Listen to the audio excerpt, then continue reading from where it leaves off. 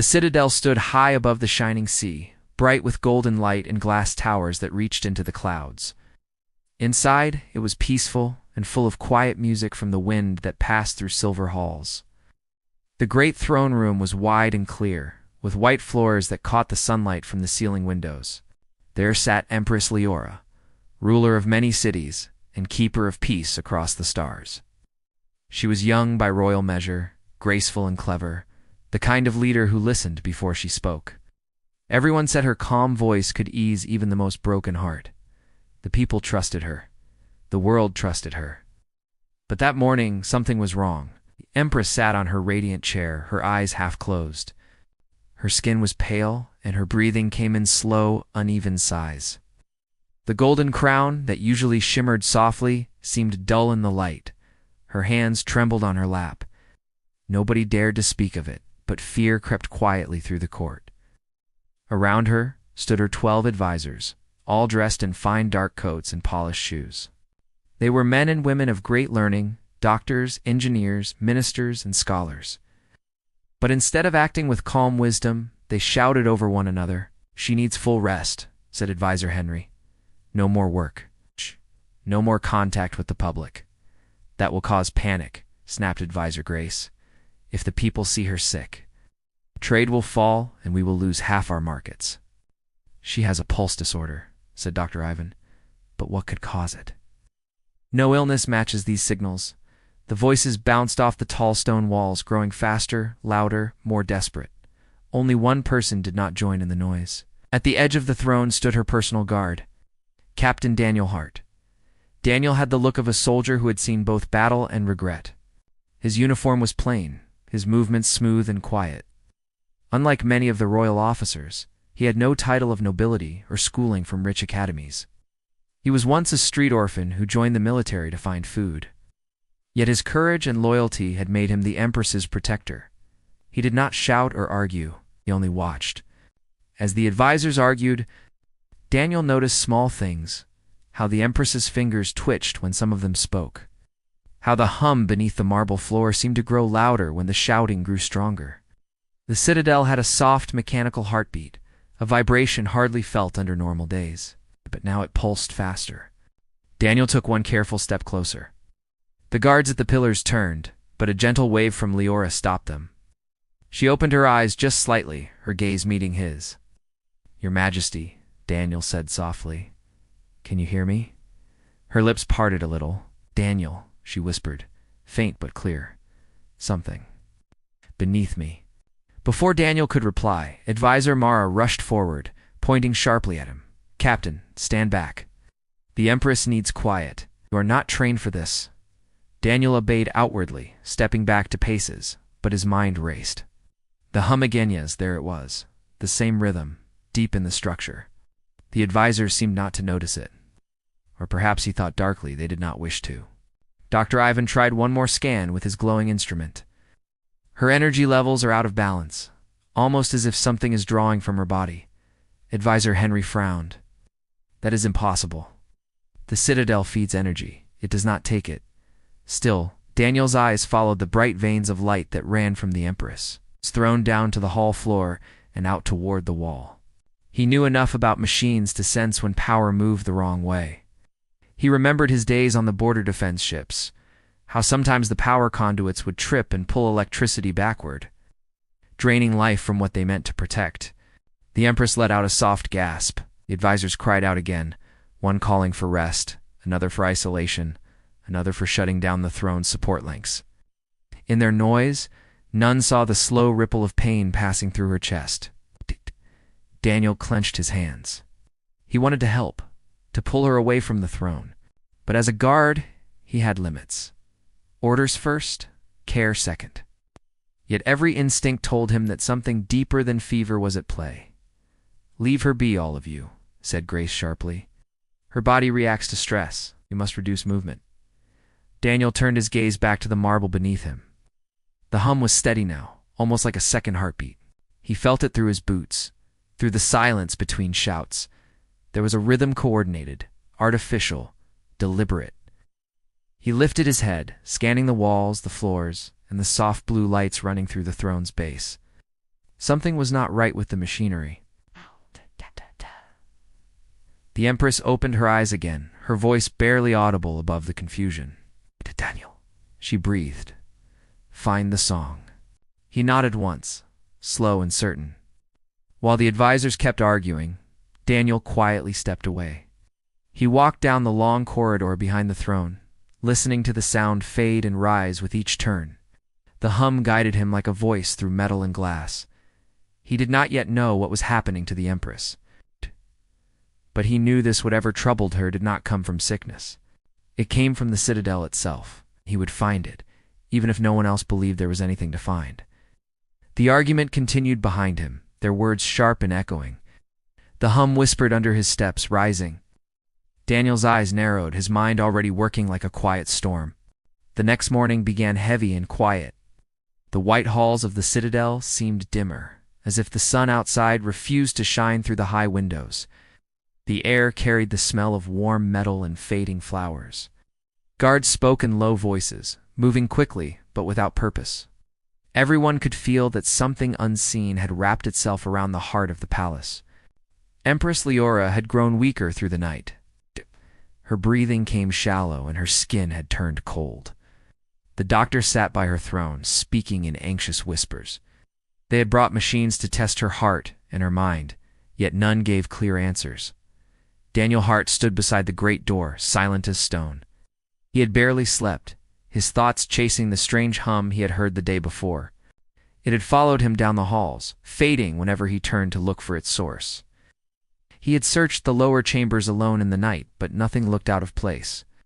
Still, something deep inside told him the sound was real and dangerous. Advisor Mara entered the throne room first, carrying a bright silver case. She greeted no one. Her sharp eyes darted to the Empress, then to Daniel, who straightened but said nothing. Behind her came other advisors, all dressed in matching dark coats. They looked tired, but their pride stood firm. "The Empress is unwell," said Henry, lifting one brow. "You must act fast before the people hear of it. If the world knows she is sick, chaos will follow." Grace nodded. "We could announce that she is resting after long service. It will give us time to control the message." Mara opened her case, pulling out a strange metal ring with fine wires. "We will not tell anyone yet. Instead, we must connect this device to the throne. It will help balance her mind with the Citadel's power field." Doctor even frowned. "That is risky. The field connects directly to her neural waves. Too much energy could she rules through the Citadel," Mara said firmly. "It is her bond. If the bond is unstable, she will fade. We cannot wait." Daniel's hands tensed on the hilt of his blade. He had guarded her for years, but even he had never heard of such a device. Leora opened her eyes a little. Her gaze drifted toward Mara. "What are you doing?" she asked softly. "Saving you, Your Majesty," Mara answered with a tight smile. Daniel stepped forward. "Advisor, forgive me, but will this not put more strain on her?" Mara did not look at him. "That is not your concern, Captain. Please return to your post." He felt the pulse of that humming sound again, faint but clearer now, rising through the floor as Mara placed the ring around the base of the throne. When the device began to glow pale blue, the hum grew louder, steady, and rhythmic. Leora winced in pain. Dr. Ivan hurried forward, alarmed. "The energy draw is reversing. The power is moving into the wrong channel." "Hold steady," Mara snapped. "The readings will correct." Daniel could no longer remain still. He walked closer and pressed his palm to the cold floor. The vibration burned lightly against his hand. He could feel it spreading outward from the throne, through the walls, through the very bones of the Citadel. Whatever the advisors had done, it was linking the Empress even deeper into the machine heart of the palace. He looked up at her, her face pale and distant, her eyes glassy. "Your Majesty," he said quietly, "can you still hear me?" She nodded weakly. "It hums again," she whispered. "It sings when they speak." At that moment, Daniel understood. The Citadel was feeding on her. Her own body was powering it. The more the advisors connected her, the weaker she became. But he said nothing yet. The room was full of sharp eyes and closed minds. Hours passed. The machine finally dimmed, yet its echo did not fade from Daniel's ears. When the advisors left for their meeting, Daniel remained by the throne. Leora stirred and looked at him. They think they are helping, she murmured. They do not see what binds me. Daniel leaned closer, his voice low. Something in the Citadel is taking strength from you. Can't feel it in the floor. It changes with their voices. I will look deeper. A faint smile touched her lips. You always look when others turn away. When she closed her eyes again, Daniel slipped out through the side passage. The hum led him downward, through silver halls and past quiet rooms filled with sleeping machines. Deeper and deeper he went, where the air smelled like cold iron and the lights blinked faintly in long rhythm. Each step took him closer to the heart of the Citadel. He reached the old service control room, a forgotten place filled with rusted panels. The hum was louder there. He climbed behind a pile of machinery and found a hidden conduit, a line of bright cables pulsing with the same blue light as the device Mara had used. The cables ran straight upward to the throne room above. Daniel stared at them for a long time, his jaw tight. Someone had changed the old design. The power that should protect the throne now pulled energy from it. He turned toward the control screen, its surface glowing faintly. Ancient code ran across it in flickering lines. It was complex, but Daniel could tell that it linked the Empress directly to the Citadel's power core, forcing her to act as a living engine for the entire fortress. He reached out and touched the switch, then stopped.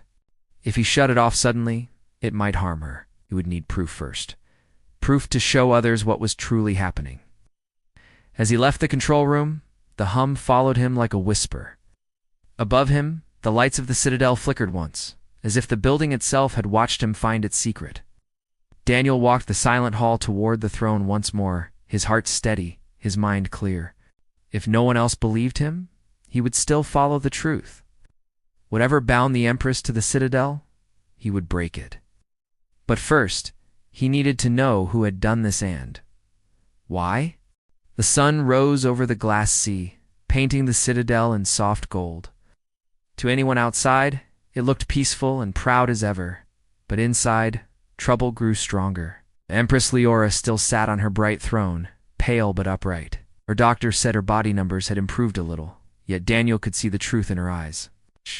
She was not better. She was holding on with quiet strength, waiting for something she could not name. Daniel returned from the lower chambers early that morning.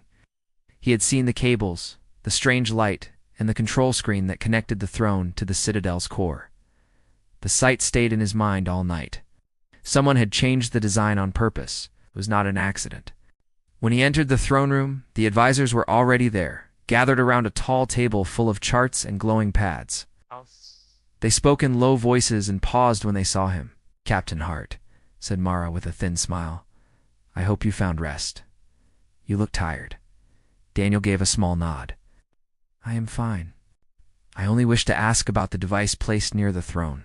I would like to understand how it works. It may help me protect the Empress better." Mara's smile faded a little. "The machine is none of your concern. It belongs to the higher circle of science and guidance. You are a soldier, not a scholar." "Yes, ma'am," Daniel said evenly. "I have some experience with energy systems. I believe there may be feedback in the power lines under the floor." Dr. Ivan lifted his head. "Feedback. Reverse current," Daniel replied. "The flow isn't right. It pulls toward the throne instead of pushing away." Mara crossed her arms. "Nonsense. We checked everything last night." Daniel stayed calm. "Then please humor me. If you check again, you will see the change." The room went quiet. Mara's sharp eyes studied him before she answered. "Captain, if you ever question the Council's skill again, you will be removed from these chambers." Daniel bowed his head slightly, hiding the edge of his anger. He knew arguing would gain nothing. He turned to leave, but Leora's voice stopped him.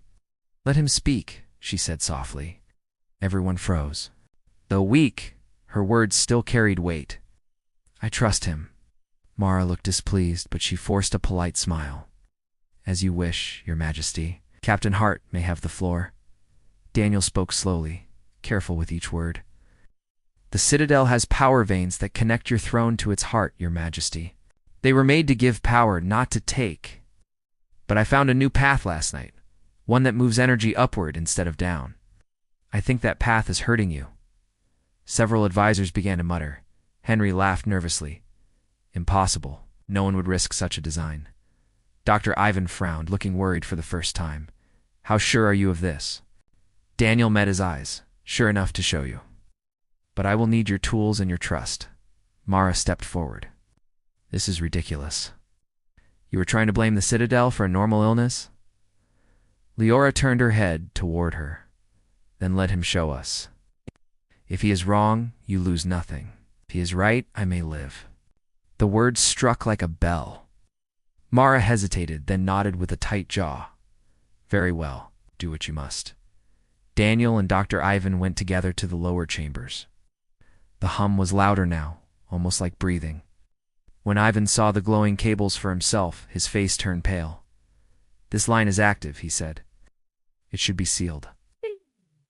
Someone changed the structure. Daniel nodded grimly. Can you trace who made it? Ben looked at the control screen. Yes, if I have time. But before they could begin, footsteps echoed behind them. Mara stood at the doorway with 2 guards. Her smile was cold. You have gone far enough, Captain. You have entered a restricted zone. You will come with me. Daniel's hand went to his weapon, but he stayed calm. You knew, he said quietly. You had this built. Mara did not deny it. The Empress needs to be one with the Citadel. Her power keeps the Empire alive. Without her connection, everything collapses. She is not a machine, Daniel said. She is human. Mara's eyes flashed. Humans built this world. You think she can rule without sacrifice? Before he could answer, the guards advanced. Ivan stepped back in fear. Daniel moved like a shadow, disarming one guard with a swift twist, then pushing the second against the wall. He didn't strike to wound. He only needed them out of his path. Mara shouted for reinforcements, but Daniel and Ivan fled through a side hall before more could come. They ran until they reached a quiet stairway that led back toward the throne room. The hum followed them, faster now, as though alive. Ivan stopped to catch his breath. She accused us of treason. Maybe, Daniel said, his voice steady. But truth does not vanish because someone fears it. When they reached the grand chamber again, the advisors had gathered around Leora. The air buzzed with confusion. Mara had returned by another path and was already speaking fast and loud, warning that Daniel had gone mad. Before anyone could stop him, Daniel stepped forward into the center of the room. Your Majesty, he said clearly, the Citadel is stealing your life. I saw it myself. The proof is below. The room fell silent. The hum grew louder, pulsing like a living drum beneath their feet. Leora looked down, her expression calm and knowing. Then, very quietly, she said, I believe you. Mara's face went white. And that was the moment Daniel knew he had crossed the line between duty and destiny. The Citadel shook with light when morning came. The sky outside burned red and gold, but inside the wide throne room, time seemed frozen. Everyone stared at Daniel Hart and the Empress. His words still hung in the air like a knife. He had accused the council of stealing her life. It was the kind of claim that could end in death. Advisor Mara's voice was cold as ice. This is treason, she said. You dare to accuse this council without proof. You dare to call us thieves in the throne room itself? Daniel stood tall. You can call it what you want, but the truth stays the same. I found the cables. I saw the power flow. You are draining her to keep this place alive. Mara turned toward the others. He lies. He wants to turn the Empress against us. The council members whispered among themselves, uncertain. Dr. Ivan stayed silent, his face pale. He had seen the cables, too, and Daniel knew he could not hide the truth forever. The Empress lifted her head. Her voice was weak, but steady. Enough, she said softly. Everyone stopped at once. She looked at Mara first. You will not call this man a liar until I have seen the proof with my own eyes. Mara bowed stiffly. As you wish, Your Majesty. Daniel gave a short nod. Then I will show you, though it may be dangerous for you to go that deep. Leora looked directly at him. Take me there. The room filled with gasps. Your Majesty, you cannot move in your condition. What? Let the guards or the engineers investigate. She shook her head. No more delays. If my life is tied to this palace, then I must see how. Daniel will escort me. And so she stood, with effort, holding on to Daniel's arm for balance. The other guards followed at a distance, though Mara's eyes were dark with anger and fear. She did not stop them, but her expression promised trouble. They walked through long corridors where the lights flickered like nervous stars. The hum was everywhere now, low and slow, like a heartbeat that belonged to the citadel itself. Daniel guided Leora through a narrow passage that led to the lower chambers. The air grew cooler the deeper they went.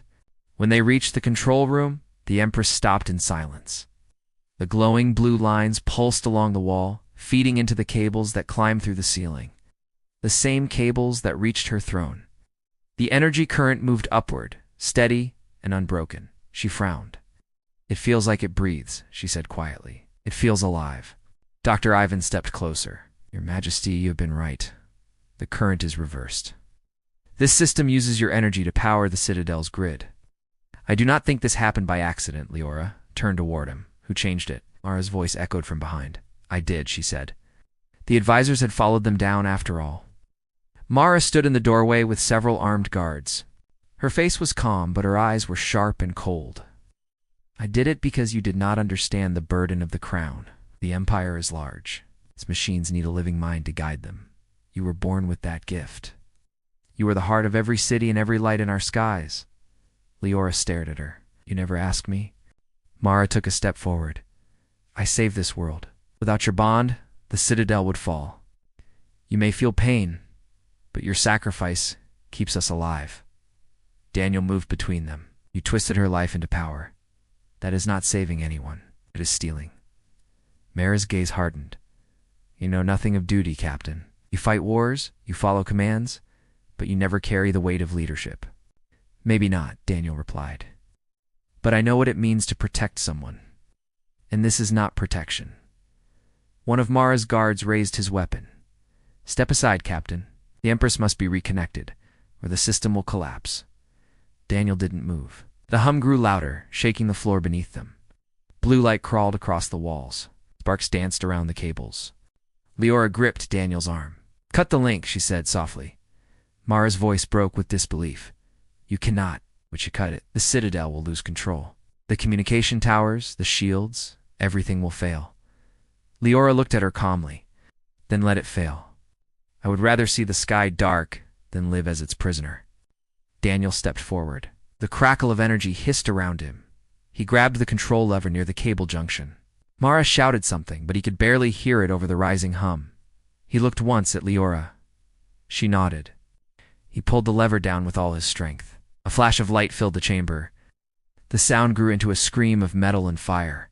The energy shot up through the cables, bursting them open. The walls shook, and a shock wave rolled through the entire citadel. One of Mara's guards fell, struck by flying sparks. Alarms started to ring from every direction. Daniel and Leora crouched together, shielding their faces. For a moment, the world was nothing but noise and light.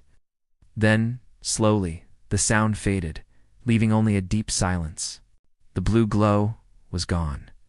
The cables lay dim and still. The citadel no longer hummed or breathed. It was only a building again. Leora looked around with wide eyes. "It is quiet," she said, as if she had never known quiet before. Mara stood near the wall, her face pale, her voice shaking. "You have doomed us." Daniel rose to his feet.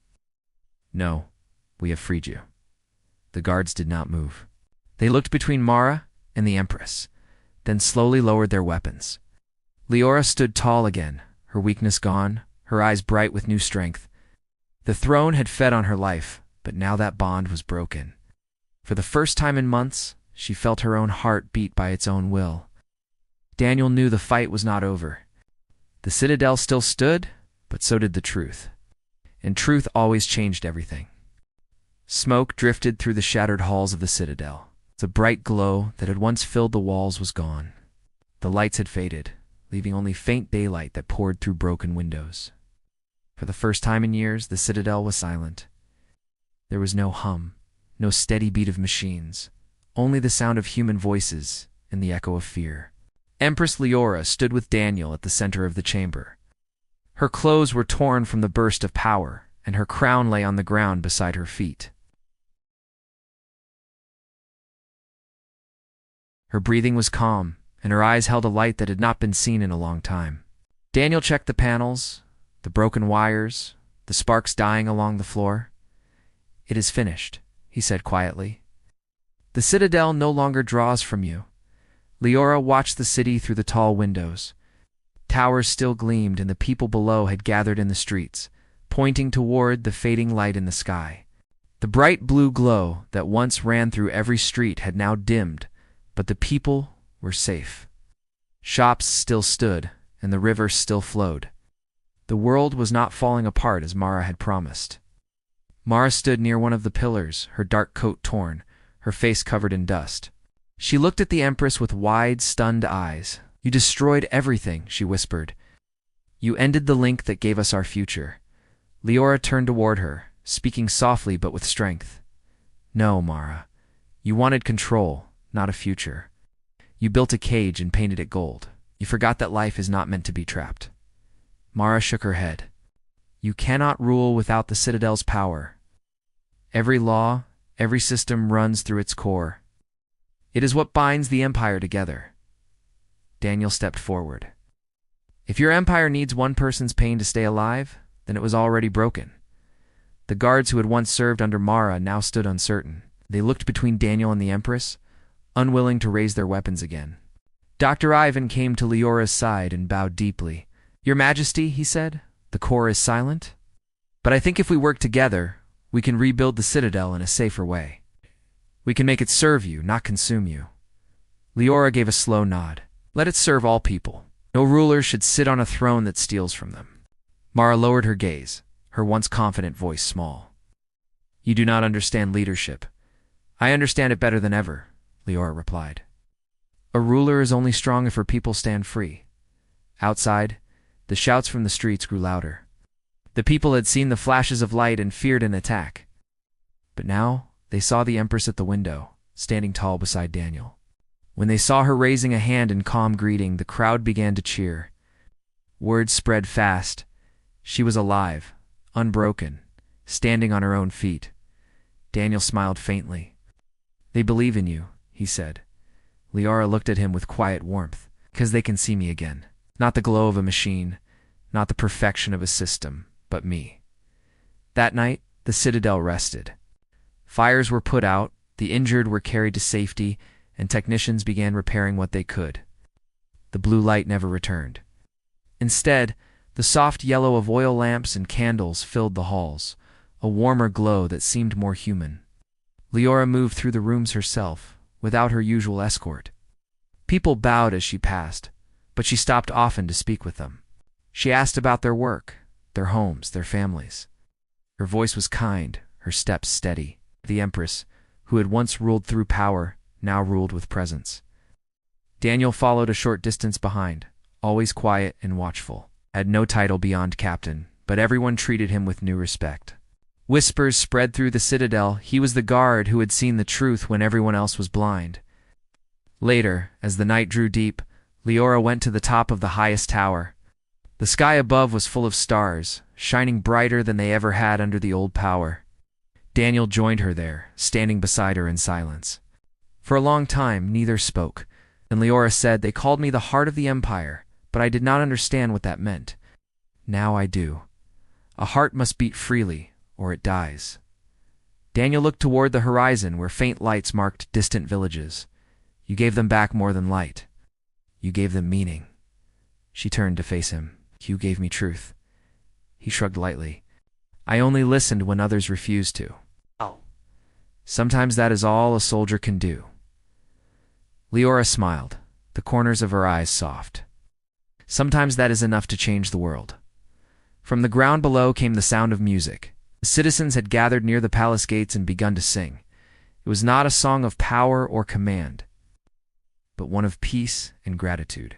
The simple tune rose up through the night air, soft and clear, carried by hundreds of voices, pure and real. Daniel listened, his chest swelling with quiet pride. The Citadel no longer ruled the hearts of the people ruled it. Leora placed a hand on the railing, letting the cool wind brush her fingers. "Tomorrow we will rebuild," she said. "Not what we lost, but what we needed all along." Daniel nodded. A home that does not take, only gives. The first light of dawn began to touch the horizon again. The citadel gleamed faintly, reborn in silence and simplicity. Leora stood tall beside her guard, no longer bound by machines or fear. And high above them, the stars blinked brighter than ever before, as if proud of what humans could become when they chose truth over control.